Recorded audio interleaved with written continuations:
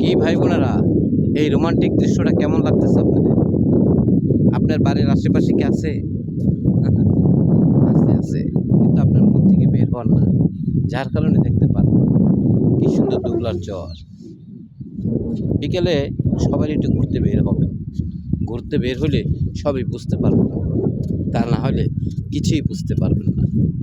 দেখেন, আকাশের মেঘে কত রকম, মানুষের আছে তত রকম, কিন্তু আকাশ নীরবতার মাধ্যমে চলে যায়, আর মানুষ গভীরতার মাধ্যমে দেখিয়ে দেয়, বুঝিয়ে দেয় সে কতটুকু পারে। আপনারা আকাশের মতো মন দেখাতে পারবেন না। প্রিয় ভাই বোনেরা, মানুষকে যতটুকু পারবেন উপকার করবেন, তার থেকে কিছু আশা করবেন না, কারণ সে আশাটা হবে বৃথা। উপকার পাওয়ার পর মানুষ সেটি মনে রাখে না, সব চলে যায়, সেটাই করে। তাই আপনার ক্ষমতায় যতটুকু কুলাবে আপনি ততটুকু করবেন, ঠিক আছে? তার চেয়ে বেশি নয়। জীবনে কম মানুষের উপকার করি নাই, কিন্তু পেয়েছি কি লাঞ্ছনা, প্রবঞ্চনা। এটাই হওয়া দরকার ছিল, যার পরিপ্রেক্ষিতে আজকে এই অবস্থা। বুঝতে পারছেন? তাই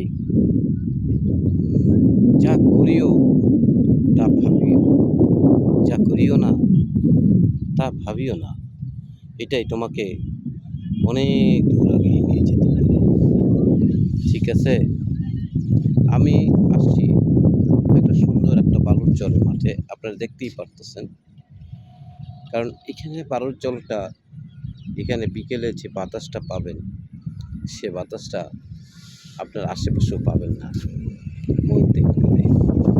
তাই আপনারা বিকেলে বাচ্চাদেরকে নিয়ে একটু ঘুরতে বেরোন, তাহলেই সব বুঝতে পারবেন মনে প্রকৃতি কত। এই আকাশ তুমি কত বড়, কিন্তু মানুষের মন এত ছোট কেন? হ্যাঁ, এত ছোট কেন? মানুষ কেন এরকম নির্দয়? উপকার পাওয়ার পর আর মনে রাখে না। এখন আমি পাবো তাদের কাছে, আমার ফোনটাই তারা ধরে না। বলে মানুষ মারা গেলে মানুষের কাছে যখন উপকৃত পাওয়া যায়, অন্তত সেটা তো মানুষ স্মরণ রাখবে, ওইটাই রাখেন না। তাহলে চিন্তা করে দেখেন কি উপকারটা নিয়ে আপনি করছেন, তারা একটা ক্ষতি করছে।